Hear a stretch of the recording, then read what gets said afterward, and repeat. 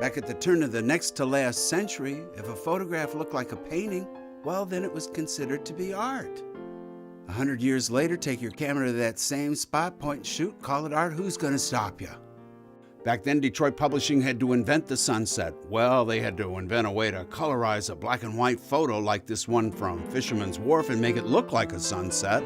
So if you're going to San Francisco and you're looking for your heart as well as some postcards, both new and old, there's no better way to do that than to jump on the trolley car, head straight downtown San Francisco. Oh, these are exciting times. Postcards were news vehicles 100 years ago. They gave people the visual substance for their thoughts. They were the news of the day.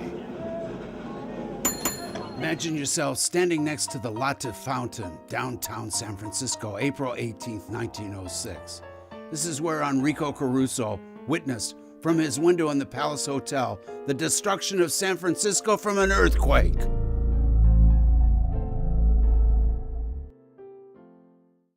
The story of an eyewitness, the San Francisco earthquake, 1906, by Jack London. Not in history has a modern imperial city been so completely destroyed. San Francisco is gone. Nothing remains of it but memories and a fringe of dwelling houses on its outskirts. An hour after the earthquake's shock, the smoke of San Francisco was a lurid tower visible 100 miles away. And for 3 days and nights, this lurid tower swayed in the sky, reddening the sun, darkening the day, and filling the land with smoke. On Wednesday morning at 5:15 came the earthquake. A minute later, the flames were leaping upward in a dozen different quarters south of Market Street. In the working-class ghetto and in the factories, fires started. There was no opposing the flames. There was no organization, no communication. All the cunning adjustments of the 20th century city had been smashed by the earthquake. The streets were humped into ridges and depressions and piled with the debris of fallen walls. The telephone and telegraph systems were disrupted, and the great water mains had burst. All the shrewd contrivances and safeguards of man had been thrown out of gear by 30 seconds of the twitching of the earth crust. By Wednesday afternoon, inside of 12 hours, half of the heart of the city was gone. Wednesday night saw the destruction of the very heart of the city. Dynamite was used, and many of San Francisco's proudest structures were crumbled by man himself into ruins. But there was no withstanding the onrush of the flames.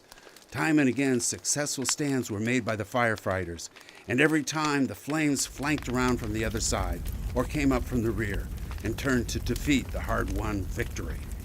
Remarkable as it may seem, Wednesday night, while the whole city crashed and roared into ruin, was a quiet night. There were no crowds, there was no shouting and yelling, there was no hysteria, no disorder. I passed Wednesday night in the path of the advancing flames, and in all of those terrible hours I saw not one woman who wept, not one man who was excited, not one person who was in the slightest degree panic-stricken. An hour later, I was creeping past the shattered dome of City Hall, then that there is no better exhibit of the destructive force of the earthquake. Most of the stone had been shaken from the great dome, leaving standing the naked framework of steel. Market Street was piled high with the wreckage, and across the wreckage lay the overthrown pillars of City Hall, shattered into short, crosswise sections. This section of the city was already a waste of smoking ruins. Here and there, through the smoke, creeping wearily under the shadows of tottering walls, emerged occasional men and women.